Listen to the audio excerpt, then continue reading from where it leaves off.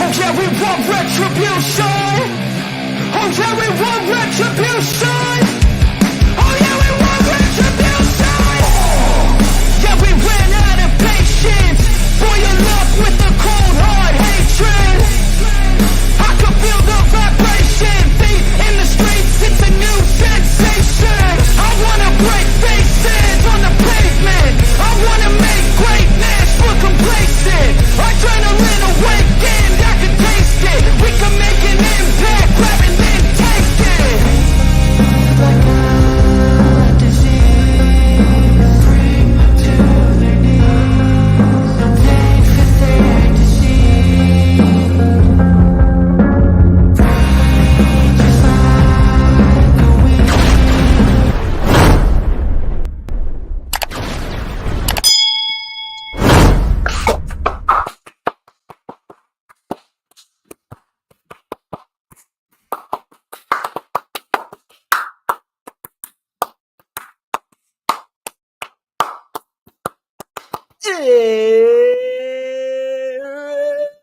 It's not Saturday.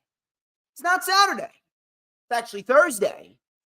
It's a Thursday, cold Thursday evening here in the beginning of November, here in the suburbs of New Jersey. And I'm pretty sure y'all know what time it is because, ladies and gentlemen, I'm the one and only DJ Storms, and I would like to welcome each and every single one of you back here to the greatest show on earth. We are streaming live on 4 different platforms across 1, 2, 3, 4, 5, 6, 7, 8 different accounts. And we have got a lot of great topics to discuss here today, as of course, you already know who I am, Mr. Controversy and the operator of the best damn Twitter handle. No.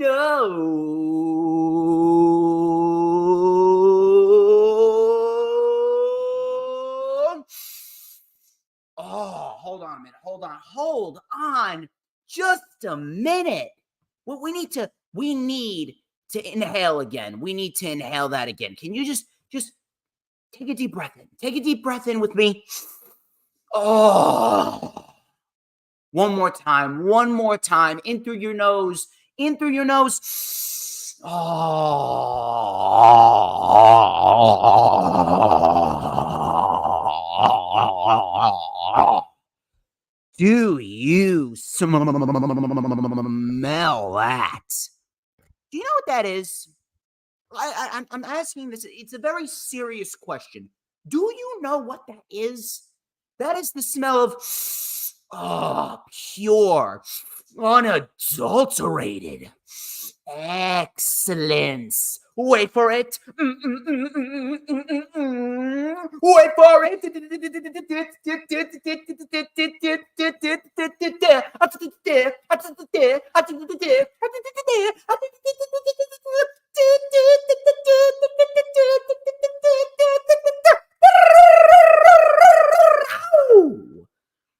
To mankind, and this is the official lightning flash update, a little mini flash update for Thursday, November 9th, 2023. And we got plenty of great wrestling material to discuss as per usual. I would like to thank each and every single one of you for spending your Thursday evenings. Tomorrow is Friday, and we can all rejoice. And even more so, next week, I'm going to be on a little mini vacation. I'll be making a pit stop next Wednesday, actually, on the AEW Dynamite watch-along with Sarah Hapka and Earl Cole next Wednesday, November 15th. And we will be doing a watch-along of the Go Home show for AEW Full Gear. Should be fun. And then next Thursday, November 16th, 7:30 p.m. Eastern Time, Earl Cole is coming back to my channel Earl Cole's coming back to my channel for the rundown for AEW Full Gear 2023.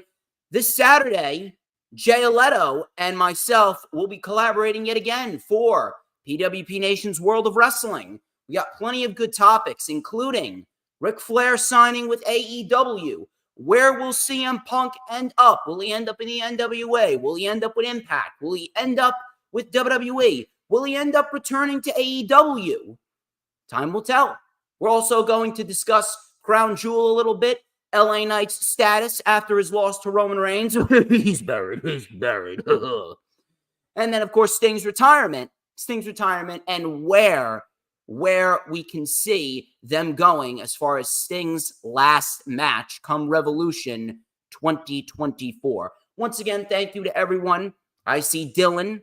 I see Dee Dee. I see Peanuts. I see Daniel Berry Sports Highlights. You are all fantastic. And I greatly appreciate each and every single one of you stopping on by to talk some pro wrestling with me on a Thursday. We got plenty of good news and reports to discuss, including Backlash, and the location of Backlash may have been finalized. We're also going to talk about Ari Emanuel saying that WWE is having conversations about Monday Night Raw and where they could end up.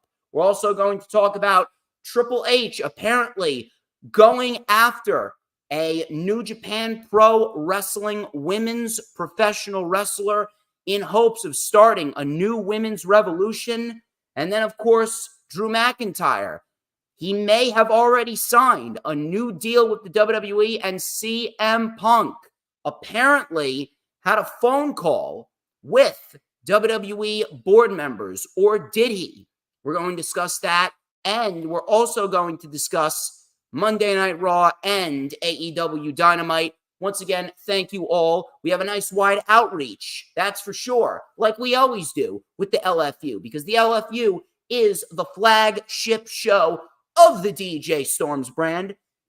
First things first, obviously, we need to get through the self-brand promotion, the advertisements. Ladies and gentlemen, if you have not already done so, please make sure you go and follow me on social media. My X account is at HistoryMakerDJS. While my Instagram account is also at HistoryMakerDJS. Please go and check both of those accounts out. The link is in the description. For collaborations and business inquiries, please send me an email. My email is, of course, StormsTakeOver@gmail.com. You can add me on my personal Facebook. You can also like the official DJ Storms business page, which we are live on right now, and I may just send you an invite to join the official DJ Storms Posse group on Facebook. That is, all of those links are in the description, as well as the link to the rewind for WWE Crown Jewel from this past Sunday. It was a decent show.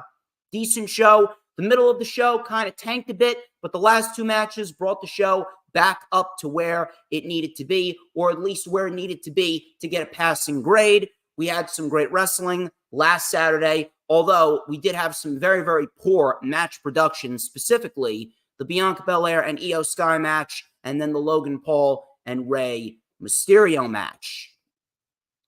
On top of that, I would like to shout out a couple of sponsorships.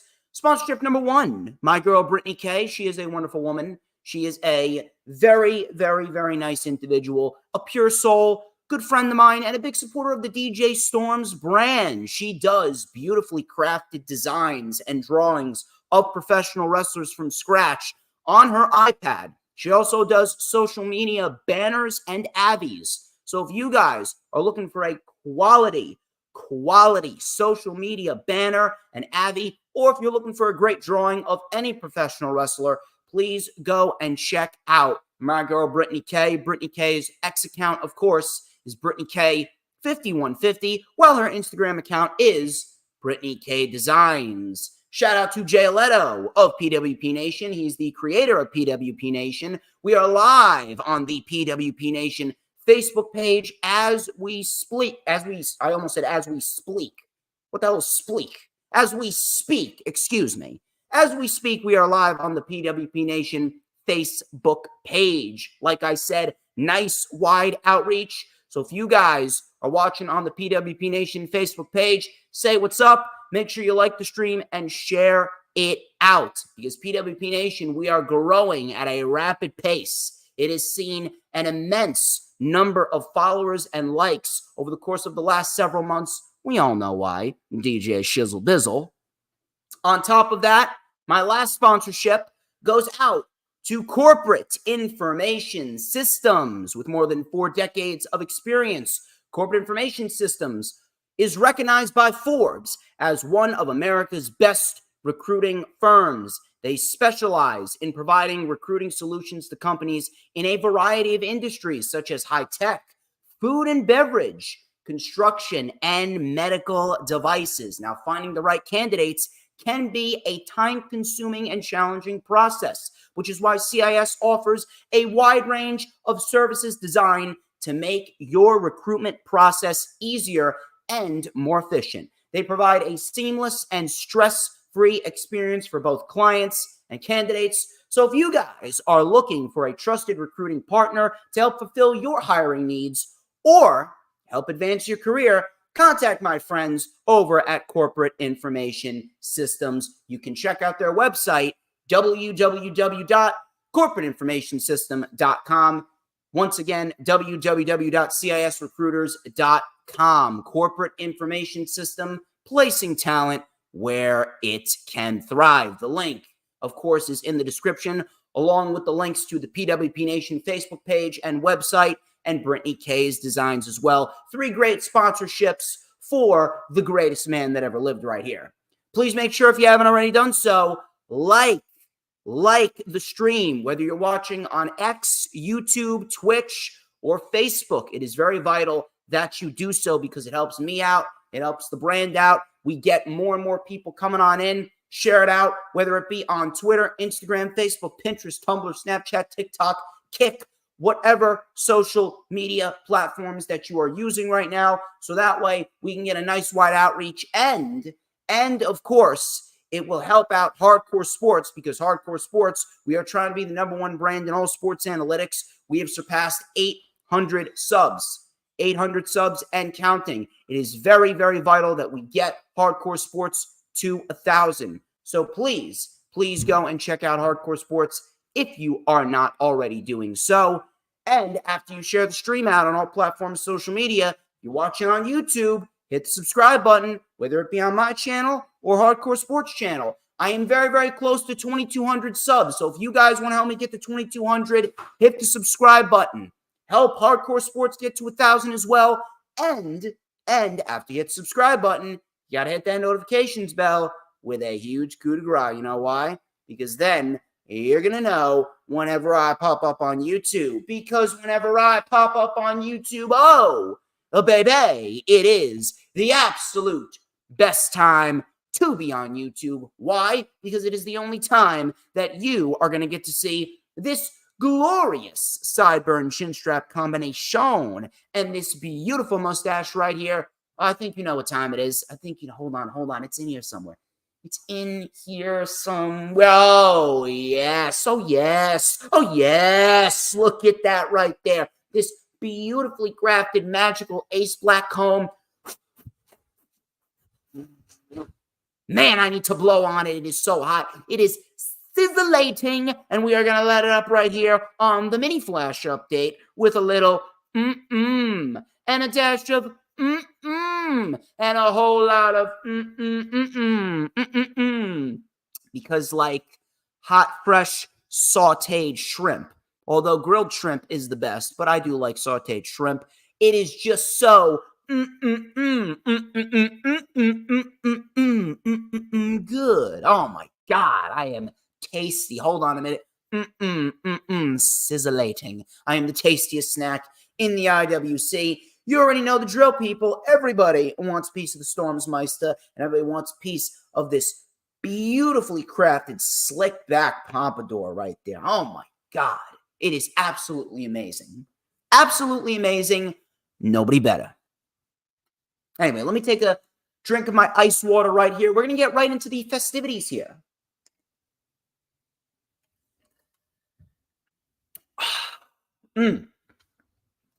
Refreshing. Anyway, let's get into the news, rumors, and reports here. We got ourselves a report about former NXT women's wrestler Saray. Saray apparently recently signed with Sukiban, an American independent women's wrestling promotion featuring Japanese professional wrestlers. Now, Saray didn't really do anything in NXT.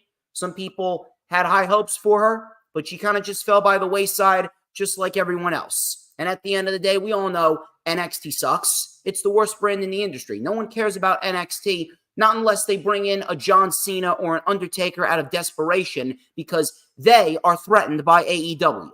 They're threatened by AEW, and in the end, they cannot help themselves, and they can't deal with the fact that they're not the only game in town anymore. They can't handle it. But Saray, she was okay. She was a good women's wrestler, but she fell by the wayside because there was just so many people who were ahead of her. But apparently she signed with an independent wrestling promotion regarding Japanese women. And if that's the case, this could very well be a gateway for her to potentially get into AEW. I mean, we already brought in Mariah May.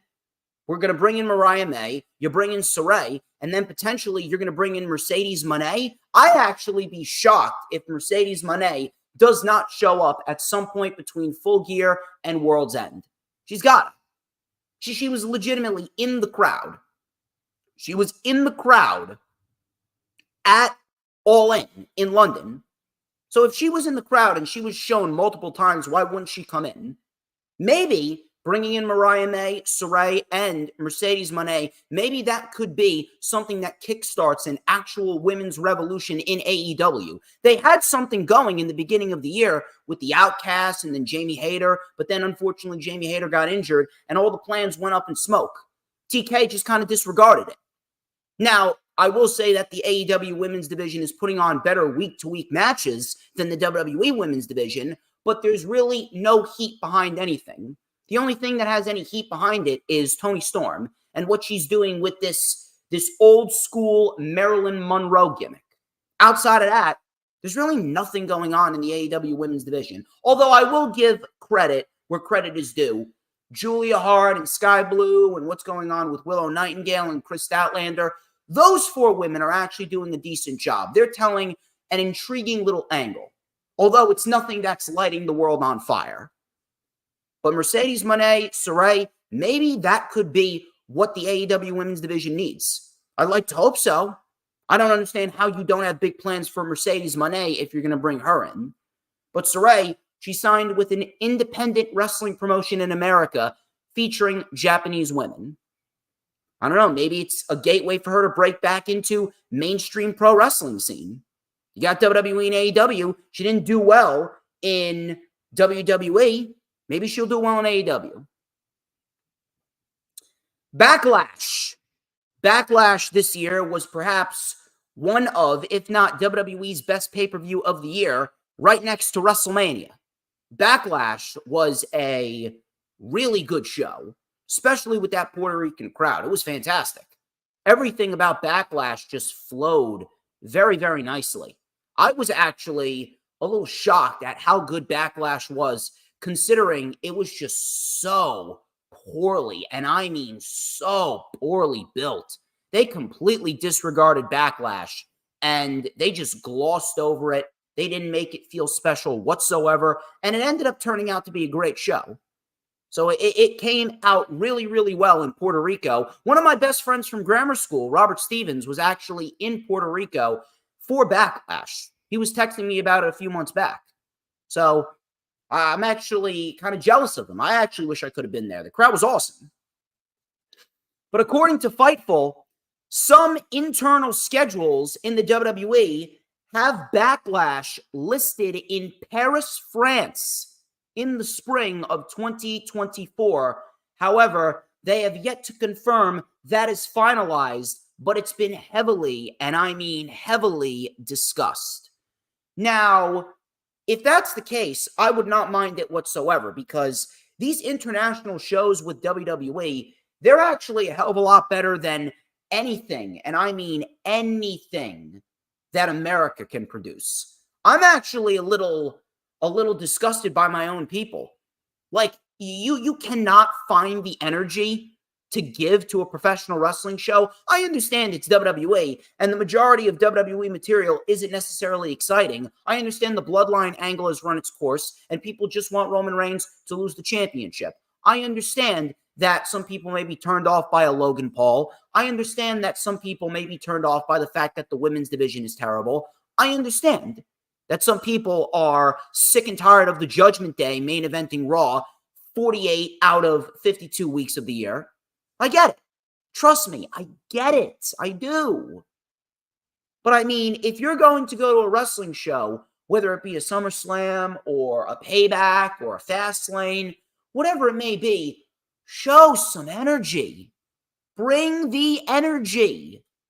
I mean, I can't even believe I'm saying this, but the Puerto Rican crowd, the London crowd, and the Saudi Arabian crowds, they are all putting the American crowds to shame.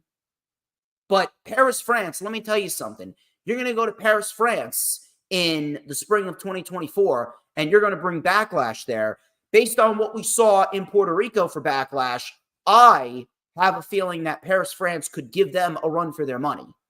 I'm not sure how passionate of wrestling fans are in Paris, France, but I mean, Clash at the Castle was a huge success. Money in the Bank was a huge success. I'm sure the Bash in Berlin is going to be a huge success. So you know what? They haven't really given me any reason to believe that Paris, France is not going to be a huge success. See what happens. You're going to go to Paris, France? Go ahead. I'm actually interested in seeing how the crowd is going to bring that show to life even more so than the people in the ring. Because the crowd is pretty much half the show. The pro wrestling is actually the most unique sport of them all because when it comes to pro wrestling, you need the crowd. You need the crowd. When it comes to pro wrestling, the crowd is easily one of the most important factors of any professional wrestling show. So Paris, France, I'm actually intrigued to see what Paris, France brings to the table if we do end up seeing Backlash take place from there. This was a rather interesting report. It was actually shut down by Dave Meltzer, saying that this woman was actually under contract until January. PW Insider reported that WWE has been in heavy talks with New Japan Pro Wrestling Strong and Stardom women's wrestler Julia. Now, Julia, I've seen a couple of things regarding Julia. I've seen what she can do. She actually put together some really, really nice string of matches over the course of the summer, especially with Willow Nightingale. She actually took the New Japan Pro Wrestling Strong Women's Championship off of Willow Nightingale, and she's been running strong, no pun intended, with that title. Now, these talks have apparently gone on far enough long that she is expected to be in the WWE Performance Center sometime this month. Dave Meltzer shut that rumor down, stating that she is under contract with Stardom until January. So realistically speaking, not really sure how she's going to be in the Performance Center if she's under contract with Stardom until January. Doesn't really make too much sense in that regard. But here's what I will say. Do I believe that Julia would have some interest in going to WWE? Yes, I do. I do. Simply because of the fact that Triple H, now that he is in full control of the WWE, and with this reported rumor going around that Vince McMahon is selling about 8.4 million of his shares for TKO, Vince McMahon could be gone forever. Vince McMahon could legitimately be gone forever. In the name of the Father, Son, Holy Spirit, there is a God. There is a God, if that's the case. And Vince McMahon is one of the biggest factors as to why WWE was held back for so long. This is why people soured on WWE so much. It's because of Vince McMahon, because of his outdated mentality, because of the fact that Vince McMahon just does not know how to creatively run a wrestling promotion in 2023. He may be a great businessman, but in terms of a promoter, he sucks.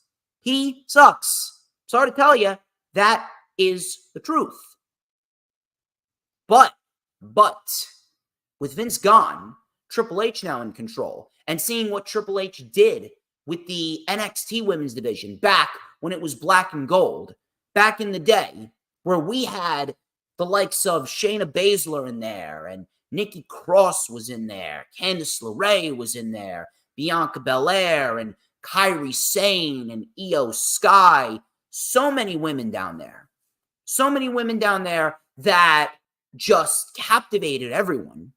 Sasha and Bayley down there as well. Ember Moon and Asuka. All those women legitimately had some of the best women's wrestling out of any promotion. Matter of fact, NXT's women's division was the best women's division in the industry at that point in time. And then it all went up in smoke. It completely was demolished by Vince McMahon and Bruce Pritchard. Now, we're starting to see some of what we got in NXT Black and Gold. But in the end, the NXT women's division, while it may be the best in the industry, that's not really saying much because the AEW women's division doesn't have a direction. And the WWE women's division, they do not get more than 3 minutes unless your name is Charlotte, Bayley, Bianca, or Rhea Ripley. That's it. Outside of those women, everyone else in the division is pretty much rendered useless. Becky Lynch too. 5 women. 5 women are pushed to the forefront and everyone else is neglected. How is it that Candice LeRae is in such a terrible position as we speak, and she is easily the best women's wrestler on Monday Night Raw? I don't care how anyone wants to look at it. Candice LeRae is the best overall women's wrestler on Monday Night Raw, and she is sitting in catering doing nothing. She didn't even get a match with Becky Lynch for the NXT Women's Championship. Stupid. But with Triple H now in charge, at least now we have a starting point. At least now we have a starting point, and Triple H can get all the basics together to formulate a new women's revolution. And if Julia signs with WWE, she could very well be at the forefront of that. Now, do I think that could happen? Yes, I do. I do. But if Dave Meltzer is saying that she's under contract with Stardom until January, then it might not be for another few months. And to be quite honest with you, Julia doesn't really need to come into WWE as we speak. Why don't we make do with what we have so far? Why don't we actually get the basis together right now with what we have at our disposal before bringing in a Julia? Because you're bringing in all these new faces. You got Jade Cargill just sitting around doing nothing. Jade Cargill has been employed with the WWE for nearly 2 months, and she has done nothing but make sporadic appearances. And then she wants to come out and say, oh, yeah, I'm just cashing these big paychecks. Yeah, great. Great. Thank you for proving to me that you never cared about the business. You have Jade Cargill. She hasn't even wrestled a match yet. Why don't we get Jade Cargill rolling before we get Julia in there? Because if Jade Cargill is being pushed to the forefront before Julia, that's a problem right there. Why don't we get Jade Cargill and the ball rolling? Because right now, you have what could be a megastar, but if she ain't ready, then she ain't ready. Julia is ready. You put her on Raw or SmackDown, and she will easily outperform every single woman on that roster. We'll see what happens with Julia. We'll see what happens with Julia. I'm going to keep my eye on it. Better Wrestling Experience. Better Wrestling Experience has been in the news today quite a bit. Better Wrestling Experience reported that there were talks previously for John Cena to work in War Games, but there's no word on that as of now. And based on what happened with the actors' strike coming to an end after 118 days, the actors' strike is officially over. John Cena is now officially going back to Hollywood. Based on what happened at Crown Jewel, I wasn't expecting John Cena to make an appearance in War Games anyway. Because based on how they were presenting the story with John Cena and Solo Sikoa, it really did seem like John Cena was going to end up leaving after this current run between Payback and Crown Jewel was over. And I didn't have an issue with that at all. I didn't have an issue with that at all because Solo Sikoa being the one to send Cena packing back to Hollywood for the time being, he was the right guy. That was probably the best way to go about it. And Solo was enhanced tenfold. This was probably the best Solo Sikoa match that he's had in many, and I mean many months. The last time I can honestly remember enjoying a Solo Sikoa match was probably his match against Cody Rhodes before WrestleMania, before Cody Rhodes fought Roman Reigns at WrestleMania 39, night number 2. But John Cena, he was discussed as a potential candidate for War Games. John Cena didn't really fit into War Games. John Cena didn't really fit into War Games because he didn't really have any beef with the Bloodline except for Solo Sikoa. So in the end, John Cena kind of seemed a bit meaningless to join War Games. And based on what happened on Monday, it seems as though War Games is just going to be exclusive to Raw, which I don't like at all. I really do not like at all. I think that is absolutely ridiculous. That's a terrible decision. But that just goes to show you how little Roman Reigns really cares about the industry. He doesn't even have the gall to realize that, oh, Survivor Series is one of the big 4. I don't have to defend my title, but I think I should at least show up in War Games. He showed up in War Games last year. It's like he's getting more and more lazy as the years go on, and people want to tell me that he's actually a draw. No. There's no such thing as a draw in 2023. No one man is driving up any ratings. You know how a wrestling show gains ratings? The overall show needs to be great. One man does not drive up the ratings. Roman Reigns is not a draw. He is a detriment. Better Wrestling Experience, he also spoke about Drew McIntyre. Apparently, according to Better Wrestling Experience, Drew McIntyre has officially signed a new deal with the WWE. Now, I am not sure how true this really is.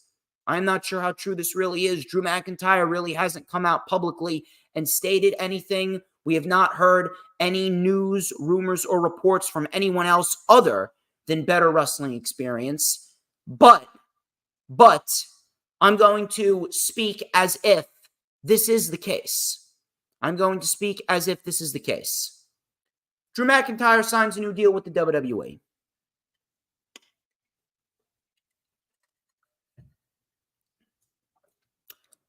I respect Drew McIntyre.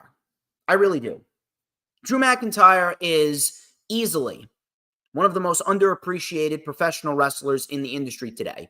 He may not be one of the best that you could bring on, but when it comes to an overall presentation and an overall performer, Drew McIntyre checks every single one of the boxes. He's got the size, he's got the speed, he's got the look, he's got the athleticism, he's got the promo ability, he's got the in-ring ability, he has the aura, he has the intensity. Drew McIntyre made himself into perhaps one of the best overall performers in the industry in this current era. And Drew McIntyre has not really gotten the proper respect that he deserves. He had a great match with Rollins at Crown Jewel, easily the best match of the entire show. But when it comes to WWE, I'm not really sure if I'm the only one here, but Drew McIntyre in WWE just feels boring. And I don't mean that as a disrespectful insult to Drew McIntyre. It just feels like Drew McIntyre has done everything that he could possibly do in the WWE. The only thing that would be genuinely interesting with Drew McIntyre is if he goes to SmackDown after LA Knight beats Logan Paul at WrestleMania to win the United States title, which I do believe is going to happen, and then Drew McIntyre feuds with LA Knight and potentially wins the United States Championship. Drew could be a great United States champion. He could develop some legit credibility for that championship, and Drew could become a Grand Slam champion right then and there. I would not mind whatsoever if Drew McIntyre was to go over to SmackDown in the draft and become United States champion. But outside of that, every other thing that Drew McIntyre could potentially do, it's just going to be a repeat.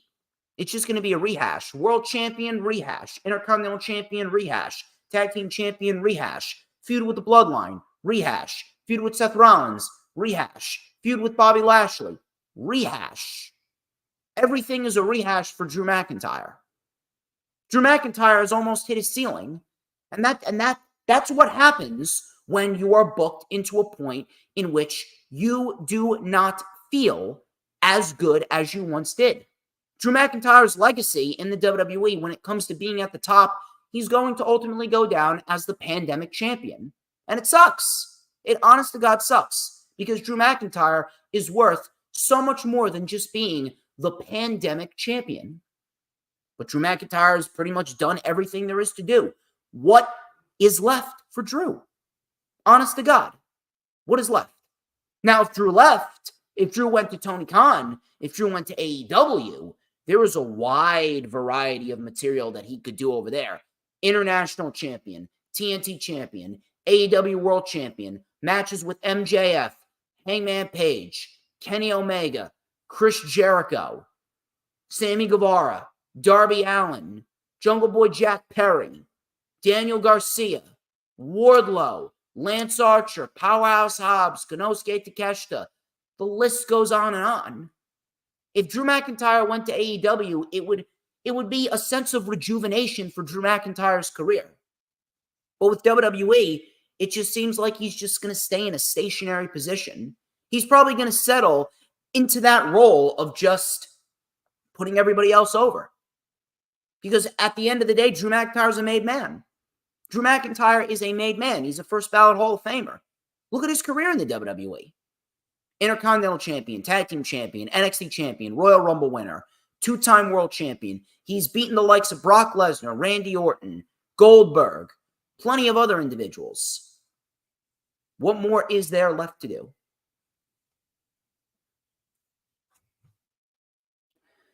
We'll see what happens. We'll see what happens. Speaking of AEW, AEW actually signed another independent wrestling star, Megan Bayne, and she has actually been signed for some months now. I'm not sure what's going on with Megan Bayne. Matter of fact, this is probably the first time I'm even hearing of Megan Bayne. However, if this is another step to helping rejuvenate the women's division and get it back to where it was at the beginning of the year, where we had some really, really, really good stories being told with the Outcasts and Britt Baker and her crew, I have absolutely no problem with that. And I really do hope that Tony Khan has a plan at least.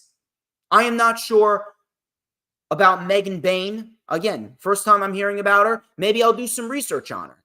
And look at some of her matches. But if Tony Khan signed her, maybe she must be good. She must be good, and Tony Khan must have plans in order to make her a decent little focal point in the division, similar to that of a Sky Blue. Now, Tony Khan, the women's division is not really where it needs to be. We all know that. It doesn't have a sense of direction. But Tony Khan is at least building the future in the women's division. You got Sky Blue. You got Willow Nightingale. You got Chris Statlander. You got Julia Hart. You got Red Velvet. And if you bring in Megan Bayne, Mariah May too, I don't know, maybe you got a nice, decent little crop of young talent for the women's division there. See what happens. The CW Network. CW Network was a major topic in the world of professional wrestling today. CW Network, it was announced this week that starting in October of 2024, NXT will now take place on the CW Network. The deal with the NWA was apparently killed off after the cocaine spot that the company pulled during their last pay-per-view event. Now, I'm not really going to spend too much time on this because ultimately it doesn't mean anything in the long run. So I'm just going to simplify this for you. The CW Network is taking on NXT. Cool. Good for NXT, I guess. They're getting off the USA Network. They're going to the CW Network. I'm not really sure how much of an effect it's going to have on the ratings. But if we're going to be honest here, it doesn't really matter what network they're on. It doesn't matter if they're on USA, Fox, the CW Network. It doesn't matter whatsoever. I just want a good show. That's the only thing that matters to me, and that's the only thing that should matter to the wrestling fan base as a whole. And as of right now, whether you want to admit it or not, NXT is not putting on good shows. Not to say that they have a bad roster. From a wrestling standpoint, they're putting out some really, really solid matches with the likes of Becky Lynch and Tiffany Stratton, Dragunov, and Carmelo Hayes. But in the grand scheme of things, the creative aspect is terrible. Doesn't matter what network it's on. If NXT is not a good show, the majority of the crowd will not care about it.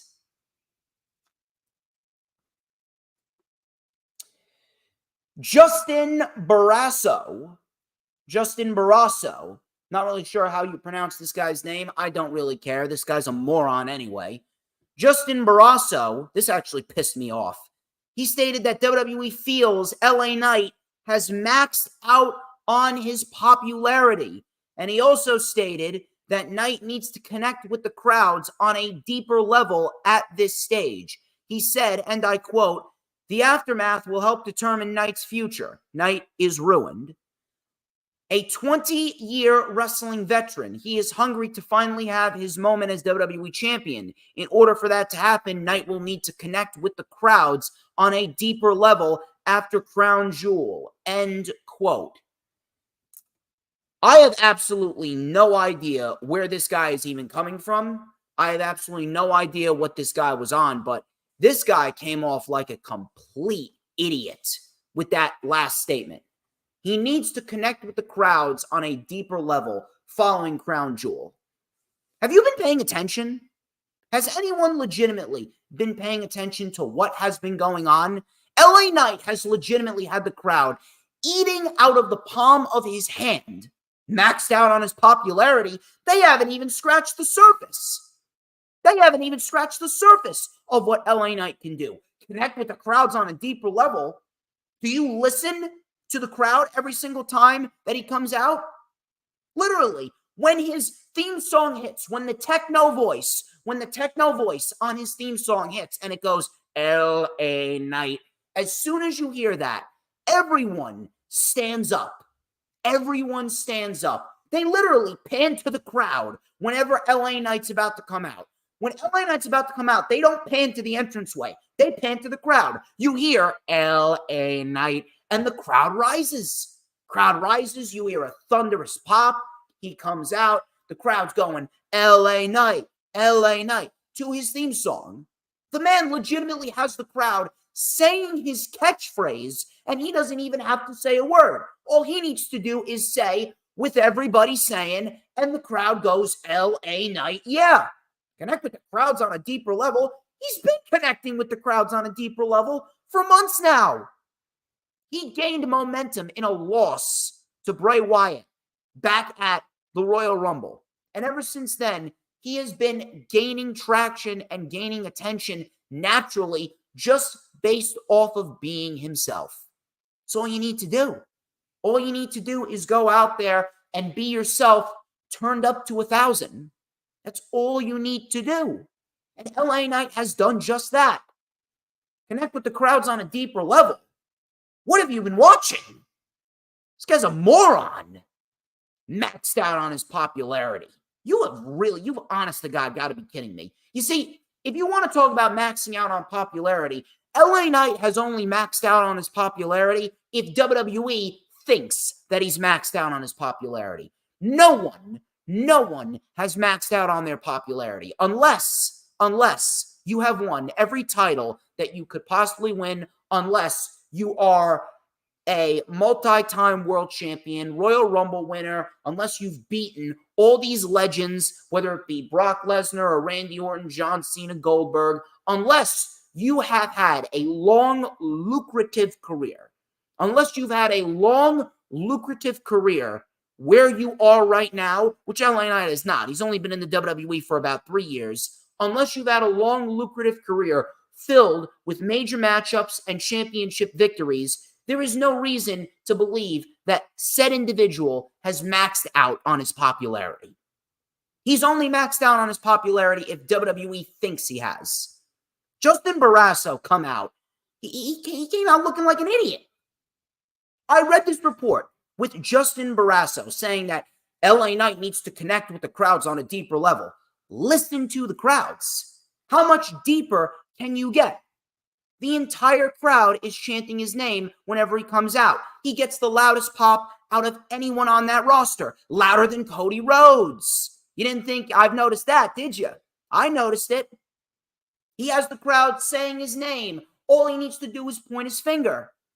He had the crowd in Saudi Arabia eating out of the palm of his hand. How much more deeper does he need to connect?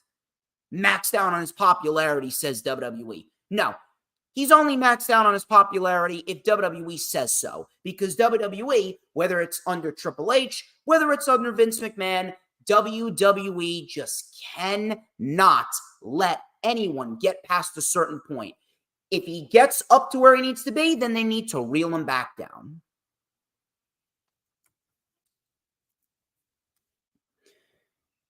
Moving on here to a report regarding TKO. The TKO earnings call with Ari Emanuel took place. Ari Emanuel said that WWE is having conversations with multiple parties regarding Monday Night Raw. Now, I'm not really sure what's going on with Monday Night Raw, but there are a couple of rumors floating around that Monday Night Raw could very well be moving off of the USA Network. I actually find that to be a little comical. I actually find that to be a little odd. I don't know how Monday Night Raw is going to move off of the USA Network based off of the fact that the USA Network, they've been the home of Monday Night Raw for God knows how many years. At least a decade and a half. At least a decade and a half. Maybe more. Maybe even more than that. But Monday Night Raw has legitimately taken over the USA Network. Monday Night Raw is the most watched show on the entire USA Network. Why would the USA Network even contemplate letting Monday Night Raw go? Unless WWE is a better deal. Could we very well see WWE move Monday Night Raw off of Mondays? I don't know. It's definitely something that I'm going to throw out there. It's definitely something that could end up taking place. I am not sure if it's a definite. But at this rate, it's a waiting game. At this rate, it's a waiting game. I don't think anyone would have predicted that NXT was going to show up on the CW network. But they ended up inking the deal. And it's going to start next October. They were able to ink that deal. I don't think anyone would have expected SmackDown on Fox, and they were able to ink that deal. I guess we'll have to wait and see. We'll have to wait and see what happens. And my final report, CM Punk. According to Better Wrestling Experience, with regards to CM Punk and the WWE, CM Punk was recently scheduled for a call with a few board members. The backstage feeling is that it is happening, but it doesn't mean it's done. Now, Ringside News reached out to confirm this story, and they were told by someone who is high up with corporate that there is no call with Punk and board members. Additionally, they were told that that is the fakest news in a world of fake news. So apparently, Better Wrestling Experience is not getting too good of traction as of right now, because Better Wrestling Experience is pretty much coming off like a know-nothing Nimrod. CM Punk, when it comes to CM Punk at the end of it all, we truthfully don't know where he's going to end up. We truthfully do not know where he's going to end up. And at this stage of the game, I think it's best to just let it go. I think it's best to just let it go. And wherever he shows up, he shows up. I really don't understand what else we can do. How many reports have come out ever since CM Punk was fired by AEW 2 months ago? How many reports have come out? There's literally been a report every other day on CM Punk, whether it be from Ringside News, Better Wrestling Experience, Fightful, PW Insider, the Wrestling Observer newsletter. The list goes on and on. We have virtually heard the same exact reports. CM Punk could end here. He's talking with WWE board members. Then he's talking with Impact. Then he's talking with the NWA. I'm actually going to talk about this with Jay on Saturday. At this rate, we don't even know where he's going to end up. At this rate, the only person who knows where CM Punk's going to end up is CM Punk. That and his wife and his dog, Larry. Outside of those three individuals, no one knows where CM Punk's going. No one knows where CM Punk's going to end up. No one knows where he's going to fall. And no one knows if he's even going to be back in pro wrestling. CM Punk has pretty much made his money. He's made his money. He's a multimillionaire. He's got the thing with the UFC going on. Why? And I mean, why would CM Punk even contemplate going back to pro wrestling if he doesn't need to? Maybe he wants to. Maybe he has that wrestling bug again. Apparently, it could be apparently true. Maybe he does have the wrestling bug. I don't know. I honest to God don't know. We're going to have to wait. It's a waiting game. We'll wait and see. Whatever happens pretty much happens. At this rate, CM Punk shows up. That's when I'll start believing these reports. I'm at a point in time right now where I'm over CM Punk. I'm over all of these reports. I'm over all these reports. I would like to report on something new. I would like to actually discuss something other than Phil Brooks. Really. I would like to discuss something other than Phil Brooks because as of right now, the reports just coming in one after the other, after the other, after the other, it's exhausting and they don't make me want to be on social media. I don't want to be on social media as it is. If I didn't have the DJ Storms brand, I would have deleted all my social medias. Now I'm thinking about dabbling in Rumble a little bit. Maybe I'm going to become a sensation over at Rumble. We'll see what happens there. But I'm kind of done. I'm just kind of done and I'm just kind of over it. At this rate, I just want him to show up so that way we can just move on. He either confirms it or he doesn't confirm it. Those are your news, rumors, and reports. Those are your news, rumors, and reports. Once again, guys, thank you very much. Thank you very much. You guys are great, as per usual. And we got ourselves 2 weekly shows to go over as we speak. We're going to talk about Raw and we're going to talk about AEW Dynamite. So stick with me, strap in, because we are going to jump into the weekly show reviews as of right now. I will be live tweeting for SmackDown and Rampage tomorrow night when they go live on Fox and the TNT network.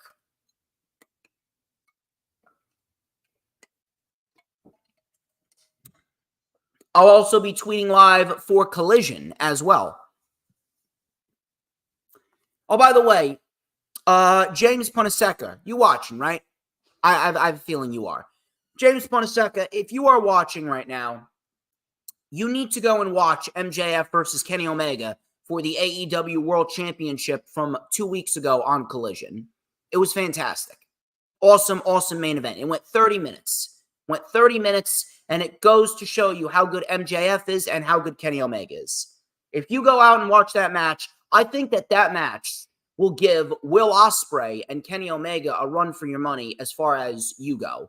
I wouldn't say it was match of the year. Still, to me, Will Ospreay and Kenny Omega is the best match of the year to me. But in terms of Collision, that was the best match in the short history of Collision.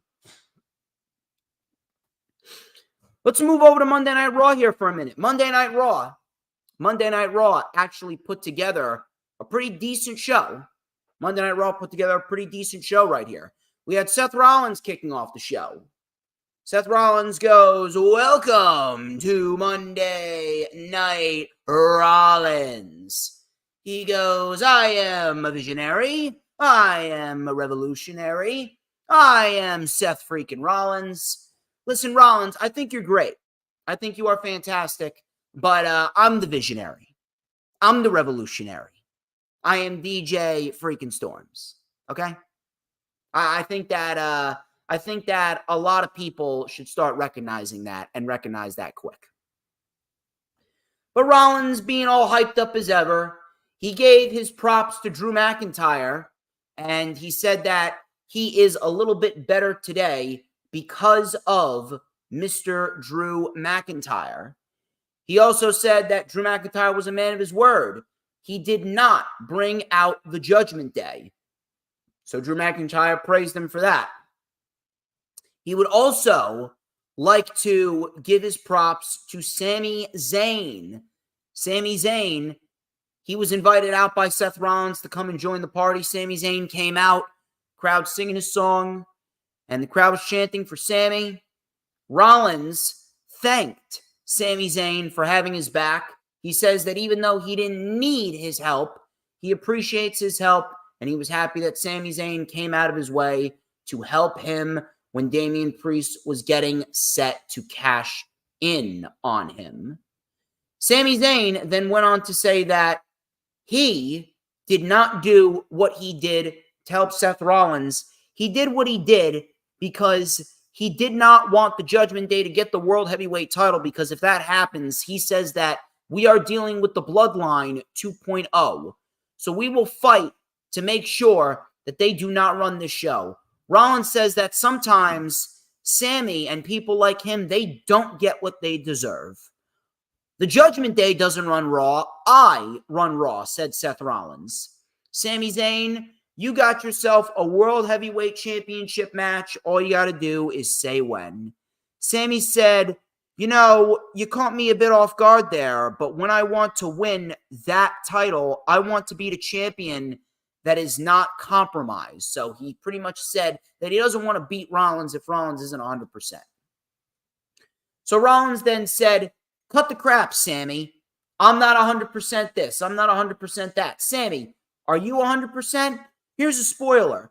Guys like us, we are never 100%. We are never 100%. But that doesn't stop us from giving 100%. So once again, you got yourself a World Heavyweight Championship match. Just say when, said Seth Rollins. And Seth Rollins went out of his way to give Sami a world title match. Sami said, just say when. I can't think of a better place and time than right here tonight. Sami and Rollins then shake hands, and it was official. This was great. Finally, an open that is intriguing and an open that doesn't have the Judgment Day involved. See what happens when you switch things up and you don't always rely on the Judgment Day? It's a great thing to see. This was a great promo, and I'm very, very happy that they went forth with this. Now, I personally would have saved Sami Zayn and Seth Rollins for another time, but I cannot discredit what they did in the main event. New Day. The New Day, they took on the Judgment Day. So this was a fast-paced match right out of the gate.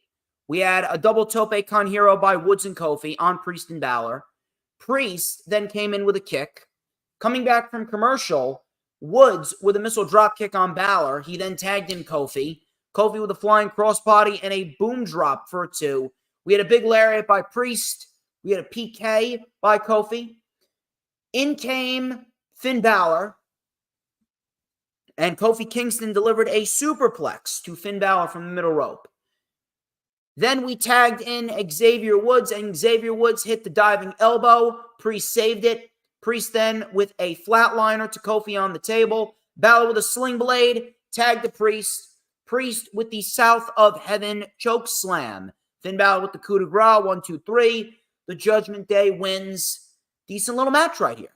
Decent little match. Fun little match. And it seems as though the Judgment Day and the New Day, they are a part of a mini tag team renaissance right here. It seems as though we got the New Day, we got the Judgment Day, we got the Creeds, we got DIY, we got Imperium in there. So it seems as though we are slowly getting back to where we need to be in terms of tag team wrestling in the WWE. So I'm very, very happy that tag team wrestling was actually a heavy focus on this show.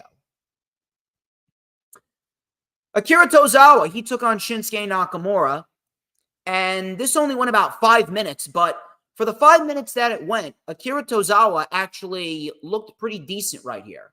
Akira Tozawa hit a nice German suplex on Nakamura for a 2. We had a big tope suicida by Tozawa. Nakamura caught Tozawa up top, but Tozawa countered with a Hurricane Rana off the middle rope. Diving senton, but Nakamura got the knees up. Tozawa, he locked in 2 roll-ups on Nakamura, but Nakamura kicked out. Nakamura then with a big boot and a Kinshasa for the win.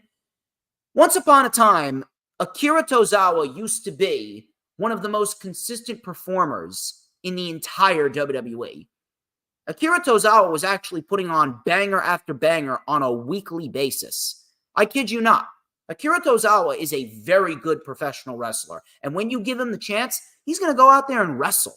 I want to see more of Akira Tozawa. I really do. Because Akira Tozawa has really not gotten the appreciation that he deserves.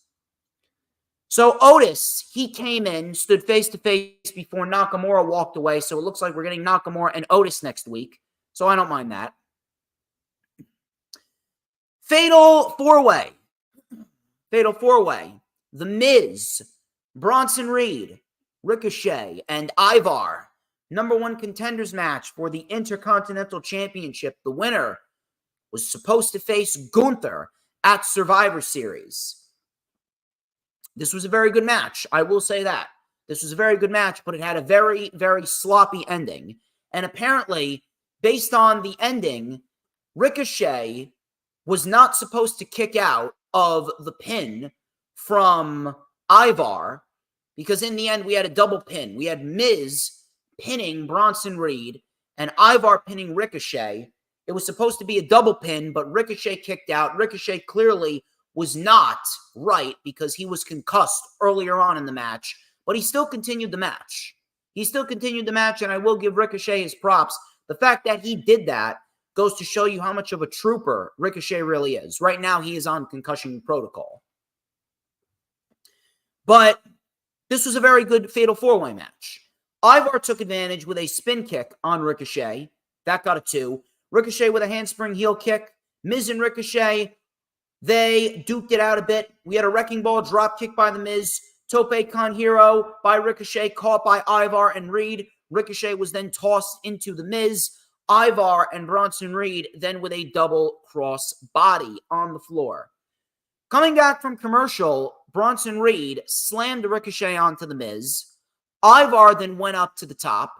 Reed cut him off. We had a big Tower of Doom superplex spot. The Miz then pulled out some really nice offense right here, and I got to give my credit to The Miz. The Miz is a horrible babyface. The Miz is a horrible babyface, but The Miz, when he wants to be, when Miz goes out there and when he wants to wrestle, The Miz can wrestle. The Miz can do a lot of things that not many people would ever think The Miz could do. He just doesn't really break him out all that often. The problem with The Miz is the fact that he has just been so poorly booked over the course of the last 5 years. Ever since his feud with Bryan in 2018 ended, The Miz has just been on a downward spiral. The man has zero credibility. But in terms of an in-ring perspective, The Miz has actually been pretty decent this year. Coming out of WrestleMania, Miz has actually been the recipient of some really good matches. Great match with Rollins, great match with Ricochet, with Nakamura, Tommaso Ciampa, and he pulled out some nice offense right here. The Miz pulled out a very nice springboard crossbody, and he did it very nicely. He then pulled out what was a satellite DDT, my favorite version of the DDT. I actually popped for this because I love me a satellite DDT. Satellite DDT is my favorite version of the DDT. Miz pulled out a satellite DDT out of nowhere. Crowd was chanting, "Let's go, Miz. Let's go, Miz." Legitimately, the first time I've ever heard a "Let's go, Miz" chant. And probably the most genuine "Let's go, Miz" chant. So the Miz went for Ricochet. The Miz caught a recoil. Ivar then with a springboard lariat on Reed for a 2. Miz and Ricochet went at it. We had a double boot by Miz and Ricochet. Ivar and Reed then went up top. We had a moonsault by Ivar. Tsunami splash missed by Bronson Reed. We had the double pin. Ricochet kicked out when he wasn't supposed to. The Miz ended up getting the win. Very, very sloppy ending. It definitely looked like a botch. And we ended up seeing Ivar attack The Miz. And next week, we are getting Ivar versus The Miz. Now, I'm not sure how they're going to play that out. I'm not sure how they're going to play that out at all. Maybe we could see Ivar beat The Miz, and maybe Ivar gets added to the match at Survivor Series. Maybe we get a triple threat match. I'm not sure how likely that is, but I don't really understand how you're going to convince anyone that The Miz is going to be Ivar, especially with the role that Ivar has been on right now. But I guess we'll see. Very good match, a very sloppy ending. Tag team wrestling, again, was a major focus. DIY, they took on the Creed brothers. They put on a decent little match right here. Not as good as last week's match with the Alpha Academy, but still a decent match. We had a lot of back and forth action here. Some suicide dives by Johnny Gargano, some flying knees by Ciampa. We had a really nice super kick by Gargano to Julius Creed. We had a tag to Ciampa. Ciampa then with some clotheslines to the Creeds. We had a big double lariat and reverse DDT on Brutus. We had a spear by, I believe it was Johnny Gargano, and a back suplex for a 2. We had a tag to Julius, standing shooting star press by Julius, and we had a standing moonsault by Brutus, and Ciampa was able to save that. Gargano with a poison Rana, Ciampa with a running knee, Willow's bell on Brutus. We had the fairy tale ending, but Julius Creed kicked out. All of a sudden, behind the referee's back, Ludwig Kaiser, ladies and gentlemen, I demand all of your gratitude. Ludwig Kaiser, he delivered a running enziguri to Johnny Gargano behind the referee's back, allowing the Creeds to take advantage, and the Creeds hit the Brutus Ball Doomsday Device combination, and the Creeds get the win. So DIY lose because of outside interference by Ludwig Kaiser. And I'm guessing that this is inevitably going to result in a 6-man tag. This is inevitably going to result in a 6-man tag team match between Imperium, DIY, and The Miz. Next week, we also have Piper Niven versus Tegan Nox, and we also have yet another rematch between Cody Rhodes, Jey Uso, and the Judgment Day for the undisputed WWE Tag Team titles. We had the Women's Battle Royal, and the winner fought Rhea Ripley at Survivor Series. I actually wanted it to be Shayna Baszler. But it ended up being Zoe Stark. And the Battle Royal in itself, it wasn't horrible. I'm not going to sit here and say it was terrible, but it was a very standard, very lame, very generic Battle Royal. I mean, Battle Royals, they're all the same. They're virtually all the same. The last Battle Royal that I can remember I legitimately enjoyed was probably the Blackjack Battle Royale back at Double or Nothing this year. That was actually a very good Battle Royale with Orange Cassidy, and Swerve Strickland was in there, and Ricky Starks was in there, Jay White was in there, Keith Lee was in there. That was a very good Battle Royale. Outside of that, there really hasn't been a Battle Royal that's captivated me. Maybe the Andre the Giant Memorial Battle Royal earlier this year. I didn't really mind that either. But Zoe Stark ended up getting the win. She was able to take out Shayna Baszler, a couple of super kicks and a DDT on the apron, and Zoe Stark wins it. And you know what? I don't have an issue with this. Whatsoever. Zoe Stark is a very good pro wrestler. Zoe Stark embodies a women's professional wrestler. So if you're going to put her up against Rhea Ripley, you give these women time, you're going to get yourself a damn good match. And on top of that, this match on the undercard for Survivor Series, it's going to make the undercard feel a little bit more important. And I would really appreciate it if they start putting more of an emphasis on Rhea Ripley. Because up until recently, Rhea Ripley has had absolutely no focus on that women's championship whatsoever. None. The championship is essentially a prop on Rhea Ripley. But now that we had a decent little fatal 5-way back at Crown Jewel, and then we had Zoe Stark gaining the opportunity now, we're getting Zoe Stark and Rhea Ripley. I think that this is going to be a very nice match for Rhea Ripley. And if you give these two women time, it's ultimately going to end up being a nice little undercard match. It's going to help Rhea Ripley's title reign as a whole. We're not going to do Becky Lynch because that match is inevitably being saved for WrestleMania. Maybe the Chamber, who knows? But Zoe Stark wins the Women's Battle Royal. I don't have an issue with it. I can't really sit here and complain about that. This was actually my favorite part of the show, and I don't even think that it aired on TV. I believe it was just a a social media little clip. So Chelsea Green was walking in the backstage area complaining about being eliminated, and all of a sudden she turned to her right, and Gene Snitsky,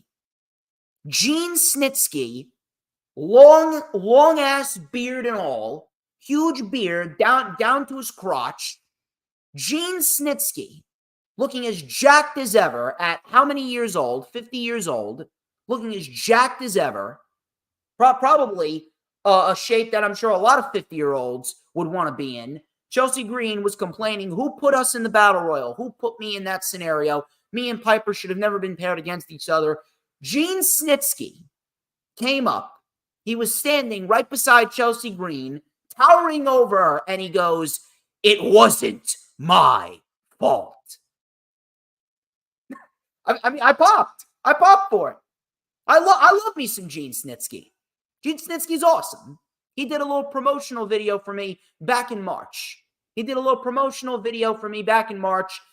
in Total, New Jersey. I hope we see more Gene Snitsky. We haven't seen Gene Snitsky at ISPW in quite a minute. I think that we need to get Gene Snitsky back on ISPW sooner rather than later. So that popped me. Right there. Shout out to Gene Snitsky. He's awesome. Main event, Seth Rollins, Sami Zayn, the World Heavyweight Championship. I had a feeling that they were holding back just a little bit.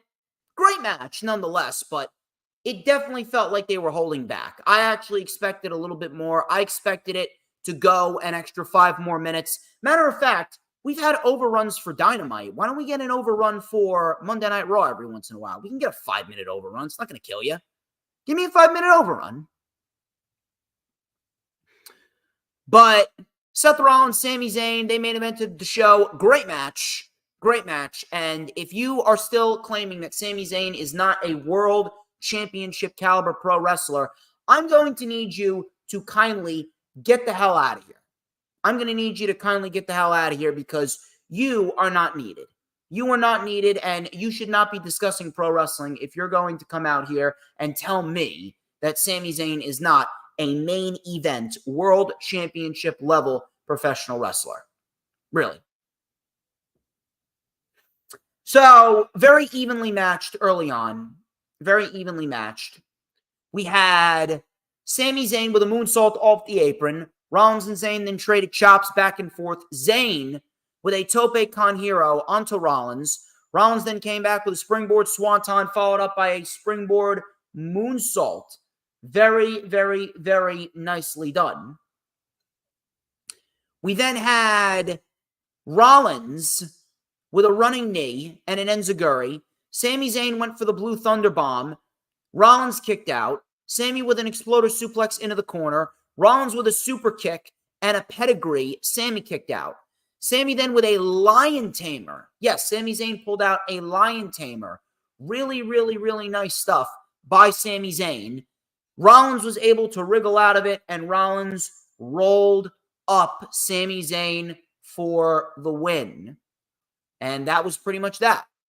Rollins retains just by the skin of his teeth in a very good match against Sami Zayn. Afterwards, the Judgment Day came out to attack.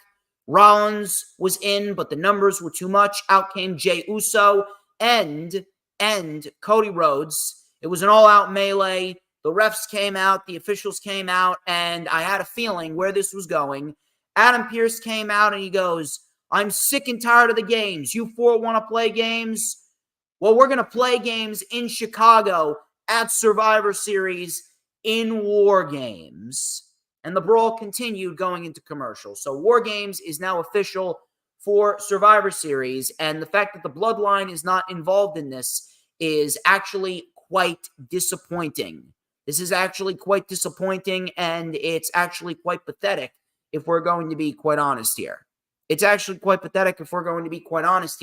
Because the Bloodline, they actually played a major factor into this entire ordeal, making deals with the Judgment Day. Jimmy Uso cost Jey Uso a match with Roman Reigns in the Universal Championship. Roman Reigns has got his thing with Cody going on. And LA Knight, where is LA Knight going to fit into this? You're going to leave him off Survivor Series? You're going to leave LA Knight off of Survivor Series after he's been on a roll. He's been appearing on every single pay-per-view since July. Money in the Bank, SummerSlam, Payback, Fastlane, Crown Jewel. You're going to leave him off Survivor Series? I'm sorry. That is a terrible, terrible move right there. Inexcusable. Huge missed opportunity. Is it going to be a great match? Yes, it's going to be a great match. Take a look at the talent in the match. Rollins, Jey Uso, Sami Zayn, Cody Rhodes, J.D. McDonough, Dominic Mysterio, Damian Priest, Finn Balor. Of course it's going to be good. Of course it's going to be good. But I mean, come on. You need to add a little extra oomph to it. The Judgment Day as a whole, I think a lot of people are sick and tired of the Judgment Day as a whole being such a prominent figure. They need to scale back a little bit. The whole run with Judgment Day has really been overexposed. They've been shoved down our throats. And they're great professional wrestlers. They're awesome. They really are. But I mean, they're just constantly overexposed. It's just too much. It really is. Nevertheless, decent episode of Monday Night Raw. Decent episode of Monday Night Raw. I have no problem with that. No problem. Dynamite. Last week's show was extremely lackluster. This week's show, better. This week's show was a better episode of Dynamite. However, I'm not sure if you guys have been sensing this, but there's a certain vibe around AEW TV, and I don't really like it. There's a certain vibe around AEW TV, and it's a vibe given off like they're just coasting into Full Gear. And they've done this. They've done this a couple times. You see, you take a look at Full Gear right now. Full Gear is pretty much fleshed out. Full Gear is fleshed out. You got Christian Cage, Nick Wayne, and Luchasaurus versus Darby Allin, Adam Copeland, and Sting. You got Swerve Strickland, Hangman Page 2. You got Shida and Toni Storm for the AEW Women's World Championship. You got Kenny Omega and Chris Jericho versus the Young Bucks. And if Jericho and Omega win, they get the Bucks tag team title opportunity. We're probably going to get some type of multi-man match for the tag team titles. You got Orange Cassidy and Jon Moxley for the AEW International Championship, Part 2. And then you got MJF and Jay White for the World Heavyweight Championship. Full Gear is fleshed out. It's going to be a great show. It almost feels like Tony Khan doesn't feel like he needs to build towards Full Gear anymore. And you know what? That's not right. Tony Khan is falling into a level of complacency that ultimately is going to end up making the TV product in itself less exciting. You can't do that. Now, the show overall was okay. We had some really good in-ring material. We had some really good storyline advancements. And we got a cliffhanger as well. You got a great cliffhanger, but just the vibe around AEW TV right now, it's just, they're just coasting. Very, very lax. There's no pedal to the metal. There's no shot of adrenaline. It's just there. They're just, all right, let's just get to Full Gear and let's get it over with. It's lame. Really is lame. Tony Schiavone interviewed MJF. Adam Cole came up on the screen again, and Adam Cole told MJF to consider picking Joe and taking his offer into consideration. Looks like Adam Cole might be working with Mr. Samoa Joe. So MJF and Garcia, they had a little face-to-face, and MJF said, am I getting Daniel Garcia, the sports entertainer, or am I getting Daniel Garcia, the professional wrestler? And Daniel Garcia said, you're going to be getting the professional wrestler. And that actually got a pop right there. So Garcia then said, you're getting the pro wrestler. Roderick Strong then came in, tried to give MJF some tips. MJF walked away, and Roderick Strong said that it's time to remind everyone just who the hell I am. So I'm guessing that Roderick Strong, he is in cahoots with Adam Cole and Samoa Joe as well. Maybe he's in cahoots with Wardlow too. Maybe it's all a major conspiracy. Maybe it's all a major conspiracy. Maybe it's Roddy Strong, the Kingdom, Wardlow, Joe, and Adam Cole all working as one unit. Now, that would be interesting. Who the devil is, I don't know. Some people are saying it's CM Punk. If that happens, I think that would be fantastic. Truth be told, I don't think it's CM Punk. I don't think it's CM Punk. I think that CM Punk ultimately is gone. But listen, we've seen crazier things happen. We've seen crazier things happen. So I guess right now it's just a waiting game. MJF and Daniel Garcia, AEW World Championship. This kicked off the show. This was a very good match for the 13 minutes that it went, but it honest to God could have gone longer.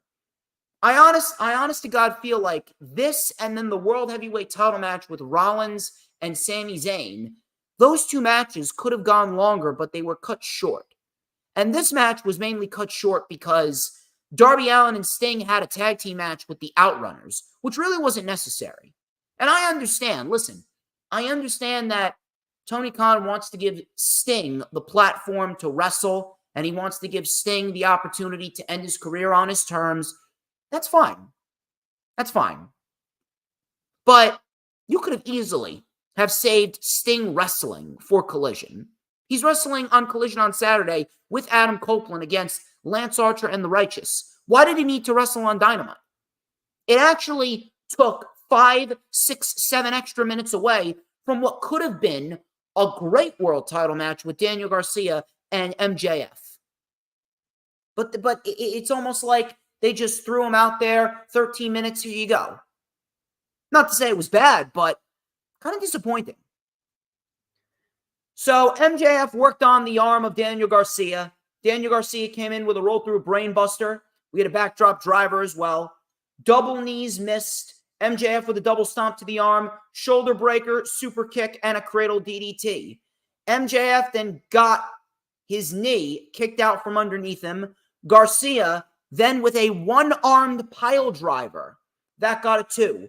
Garcia then with the Dragon Tamer. He stretched back too much, though. MJF locked in the salt of the earth on the injured arm, and then Daniel Garcia ultimately ended up tapping out. And that was that. Afterwards, MJF wanted Daniel Garcia to shake his hand, but 2.0, they shoved him back. So it looks like maybe Daniel Garcia is going to break away from 2.0. And I hope so, because Daniel Garcia is great, and he deserves a lot more than what he's doing as of right now. Darby Allin and Sting versus the Outrunners. Pretty simple and straightforward. This was not needed. I already stated it. Not needed. Could have easily have just saved Sting for Collision with the trios match with Adam Copeland, Darby, Lance Archer, and the Righteous. So this was this. Sting won with the Scorpion Deathlock, and that was it. Tony Schiavone. He sat down with Timeless Tony Storm and Hikaru Shida. They had a sit-down interview with Tony Schiavone. Tony accused Shida of causing this change. You happened. I was supposed to become the first ever 3-time AEW Women's World Champion, and then you happened. I was supposed to walk into that title with Wembley, and then you happened. But you don't happen anymore. You will never have this spotlight. And what happens is what will always happen, says Shida. I beat you at Full Gear. So Shida obviously playing up the fact that when it comes down to it all, she always beats Tony Storm, or at least in the last couple of months. Tony then said, remember the old saying, chin up, tits out, and watch for the shoe. So Tony got the shoe out, and Shida then slapped the shoe out of Tony's hand, and they had their face off. So I'm guessing that the way that everything is lining up, it looks like they could very well end up putting the title back on Tony Storm. And if anything, I'm going to ask the question, I don't even know why you even took the title off of Tony Storm back when you did in August. If anything, Tony Storm should still be the women's champion right now. Why did it need to go to Shida, to Saraya, back to Shida, only back to Tony Storm? Really stupid. Really, really stupid. Should be a great match, but the flip-flopping of the women's championship has honestly made it feel like the TNT championship of old, before Christian and Luchasaurus got it. That needs to change. Swerve Strickland. He took on Penta El Cero Miedo, and this was excellent. I think that this may have been in contention for match of the week. Swerve Strickland, my God, is he good. Swerve Strickland is absolutely fantastic. So Penta came in with a Tope Con Hero. Coming back from commercial, both men traded chops. Swerve and Penta, they went back and forth. We had a double punch, a double clothesline, a double kick. 2 sling blades by Penta. Penta then with a Canadian Destroyer on the apron. Penta then with a diving stomp for a 2. Swerve with a super kick. Penta was hung in a Tree of Woe position on the ropes, out to the floor, and Swerve with the Swerve stomp right to the floor. It looked brutal. Swerve then with a super kick in the ring. Swerve stomp over the top rope, as I stated. Crowd was chanting, holy shit. 450 missed. Penta went for the arm snap, and then he hit the Made in Japan. That got a 2. Swerve with the Death Valley driver, and then he snapped the arm back of Penta, which looked nasty. It looked like that scene in Terrifier 2 when Art the Clown snapped back Ali's arm. Looked amazing. Swerve then with the Swerve stomp. 1, 2, 3. He gets the win. And the crowd, when Prince Nana was doing his dancing, you could clearly see the crowd in Portland doing it with him. Love it. So afterwards, out of nowhere, Hangman Page came out like a wild man with a steel chair, beating Swerve with the chair. He then was punching out the security guards, and then he delivered a deadeye off of the stage through 2 tables. And this was all in retaliation for Swerve Strickland showing up at his house a few weeks ago, and I have absolutely zero issue with this. This was awesome. Matter of fact, outside of what MJF is doing, this is the best thing on AEW TV. And I can't wait for this match. It's going to be awesome. Swerve Strickland and Hangman Page, they are putting on perhaps what will go down as the most underrated feud of the year. It's this and Dragunov and Carmelo Hayes. Those two feuds are highly underrated. Highly underrated. They have not gotten enough appreciation, really. We had an interview with the Golden Jets. The Golden Jets, they were talking about their street fight next week. And we had the Young Bucks coming on in.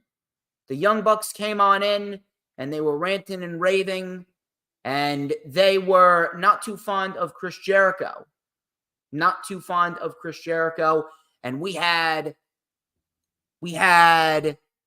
Chris Jericho actually calling out the Young Bucks, stating, how about this? How about you two versus us two at Full Gear, and why don't we up the stakes a little bit? If we win, that guaranteed tag team title match that you're sitting on goes to us.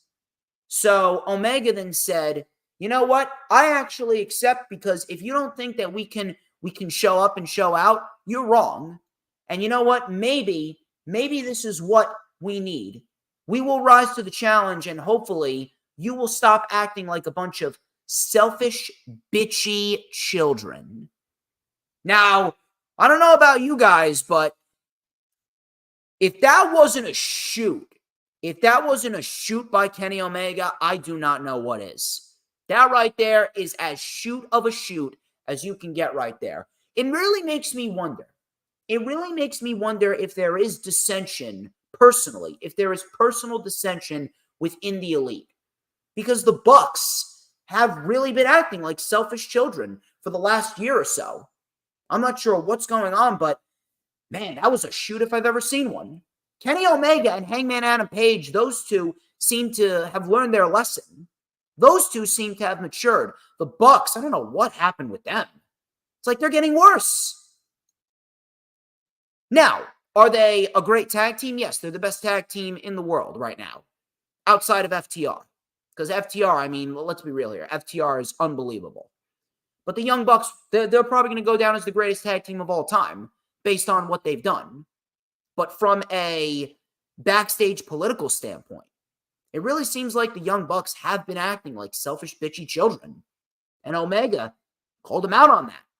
And who better to call out when your shit stank other than your best friend?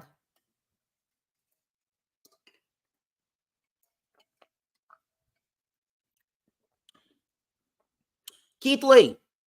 Keith Lee took on Samoa Joe. This was for the Ring of Honor World Television Championship. Samoa Joe, officially the longest reigning Ring of Honor World Television Champion in history. And this was a fun little match right here. Keith Lee and Samoa Joe actually meshed very well together. So both men took turns knocking each other down with shoulder tackles. And within 2 minutes, the crowd was chanting, "Meet Forever." Gotta love Portland, Oregon. So the crowd was continuing to chant "Meet Forever." Joe then, with a knee breaker on Lee. Lee was then caught with a dragon screw. Joe was caught with a German suplex by Keith Lee. And every single time these two traded blows, the crowd was going, "Meet, meet, meet, meet." Chicago started a great trend. So Joe, after he was caught with the German suplex, Samoa Joe ran the ropes. Keith Lee caught him with a pop-up powerbomb. That got a 2. Joe then locked in the coquina clutch. It was in deep.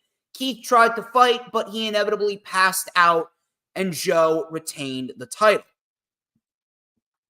Afterwards, Joe took the microphone and he says, "What stands before you is the greatest Ring of Honor World Television Champion of all time." But they say that those that succeed are those that are hungry. So you can consider me hungry. Tonight, I vacate the Ring of Honor World Television Championship because the next gold around my waist will be the AEW World Championship. Whether you like it or not, I'm coming for you, Max. Now, here's what I will say about this. Does this make things interesting? Does it make things interesting? Yes. Yes, I will say it does make things interesting. However, what Samoa Joe did right here, it just kind of came off like he didn't care about the championship. It didn't make the title look good. I'm telling you this right now. I hate when championships are vacated and there's nothing wrong with said champion. If a champion is not injured, there should be no reason for a championship being vacated. That right there is absolutely pathetic. That right there is absolutely pathetic in every sense of the word. Now, does it make things a little bit more unpredictable? Yes, because it's giving us some, and I mean some form of belief that Joe could end up winning the championship. Why would he vacate the Ring of Honor World Television Championship if he's not going to at least have a chance at winning the World Heavyweight Championship? But at the same point in time, you had a picture-perfect opportunity to get a huge payoff with Samoa Joe and his Ring of Honor World title reign by having Mark Briscoe beat him. Mark Briscoe and Samoa Joe, that was supposed to be the end game. That was actually teased prior to Mark Briscoe's injury. But Mark Briscoe, that should have been the end-all be-all. That should have been Mark Briscoe going to Final Battle at Garland, Texas, somewhere in Garland, Texas, deep in the heart of Texas, in Garland, Texas at Final Battle, and Mark Briscoe should have finished his story. That should have been it.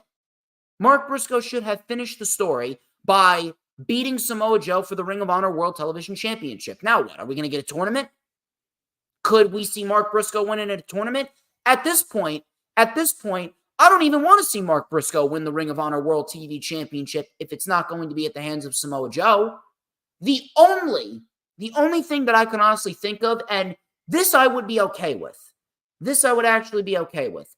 If we see Supercard of Honor built up next year, and Supercard of Honor is built up with the main event being Eddie Kingston versus Mark Briscoe for the Ring of Honor World Heavyweight Championship, with Mark Briscoe beating Eddie Kingston and winning the Ring of Honor World Heavyweight Championship right then and there.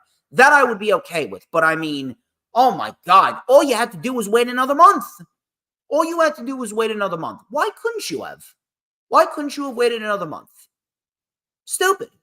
Stupid, stupid, stupid. Tony Khan, let me tell you something. He may put on a great weekly wrestling show, but oh my God, some of his decisions, that was a terrible move. You really could not have had Mark Briscoe. It was too much to have Mark Briscoe beat Samoa Joe at Final Battle and win the Ring of Honor World Television Championship. Major L right there by Tony Khan. The Guns, they took on the Bollywood Boys. I don't know why this was even on the show. Obviously, the Guns continuing to gain momentum, headed towards their Full Gear match with MJF. 310 to Yuma, and that was pretty much it.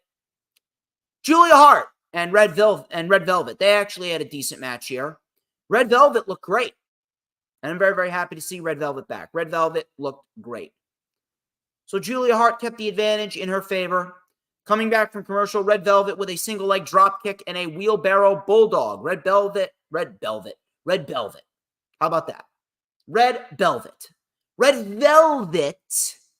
hadn't missed a step. So I'm very, very happy to see Red Velvet back doing what she does best. So we had double knees against the ropes and a standing moonsault for a 2. Red Velvet then with a wrist lock front slam, which looked very nice. I believe it was called the Icatoplasm. So that got a 2. Julia Hart then with some gut stomps. Julia Hart with a very nice moonsault off the top. And Julia Hart gets the win. 1, 2, 3. Julia Hart is great.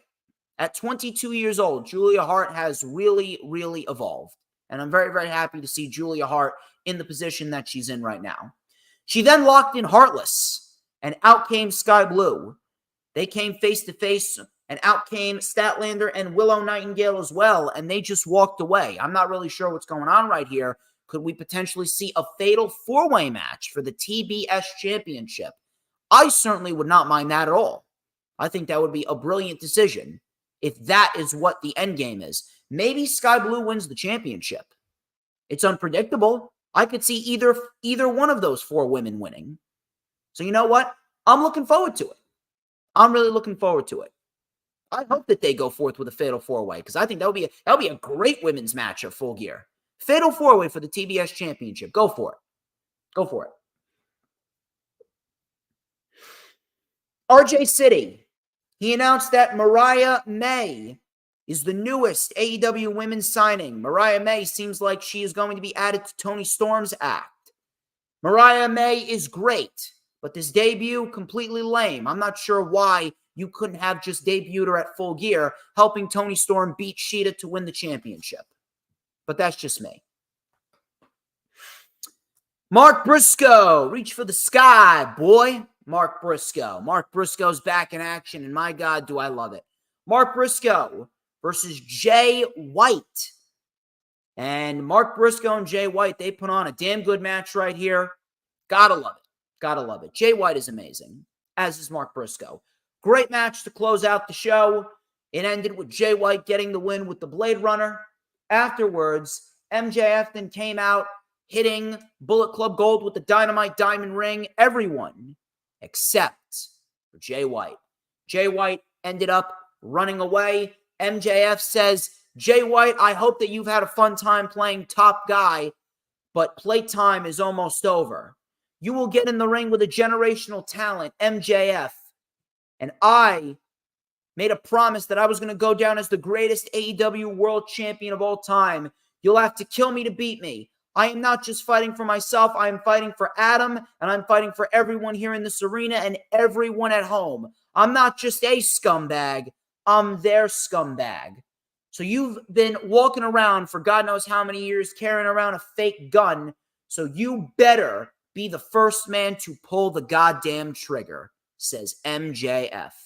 All of a sudden, 4 masked assailants came up on the TV screen. They were attacking the Acclaimed and Daddy Ass. They actually sent the Acclaimed, I believe it was Anthony Bowens. They sent Anthony Bowens through glass. Now, some people were throwing out some theories. Some people were saying that, oh, was that real glass? I think that could have been Jack Perry. I mean, Jack Perry MJF once told Jack Perry, you got to get dark and you got to get down and dirty in order for you to really have the business at your fingertips. So it could be Jack Perry. Some people were saying it's CM Punk.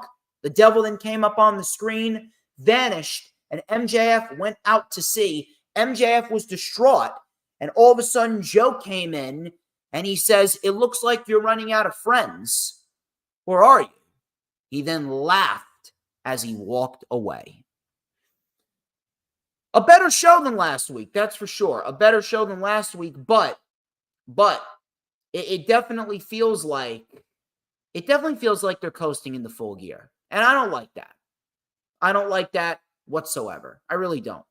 It's actually really putting a damper on what otherwise looks like a great card. I really do hope that Tony Khan gets a sense of organization. And again, this is one thing that I've been saying for God knows how long. Tony Khan is doing too much. He is doing too much, and he needs to find a developmental team. The show itself was great from top to bottom in terms of wrestling, but there was a certain level of intensity and energy missing. I'd like to hope that we go into Full Gear and they really get that back. I really do hope so. Ladies and gentlemen, that's all I got for you. That's all I got for you. Thank you very much for joining me here on this episode of the Lightning Flash Update, this mini Flash Update. Hope you guys had a fun time. Thank you very much for stopping on by, and thank you very much for showing your support. You guys are awesome. Thank you to Dee Dee. Thank you to James Punaseca. Thank you to Sarah Habka. Thank you to Dylan. Thank you to Peanuts. Thank you to Daniel Berry Sports Highlights. And by the way, James Punaseca, Ring of Honor Final Battle is in Garland, Texas. Ring of Honor Final Battle is in Garland, Texas on Friday, December 15th. I believe that tickets are available right now. So James Punaseca, if you're interested in some good pro wrestling, go check out Ring of Honor Final Battle. Tickets can be ordered online, or maybe you can buy tickets at the door. You can buy tickets at the door as well. Garland, Texas, look it up. Look up Ring of Honor Final Battle, and I would highly encourage you to go buy tickets to that show. I want you to experience Ring of Honor. I at least want you to experience Ring of Honor because they got some great talent over there. Until next time, like, comment, subscribe, check out all those links in the description. You already know what to do. Next week, big week. Next week is Full Gear week. We are going to kick it into Full Gear.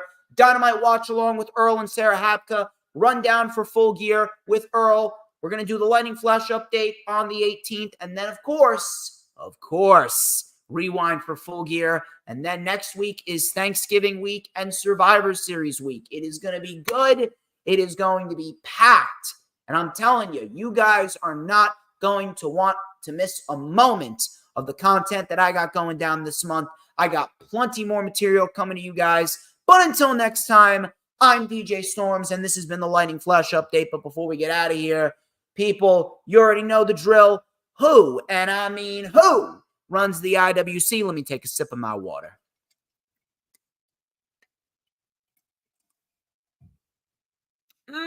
I'll tell ya who runs the IWC. Who? But DJ Shizzle Dizzle. And don't you forget it. Cause we want retribution. Oh yeah, we want retribution. Oh yeah, we want retribution.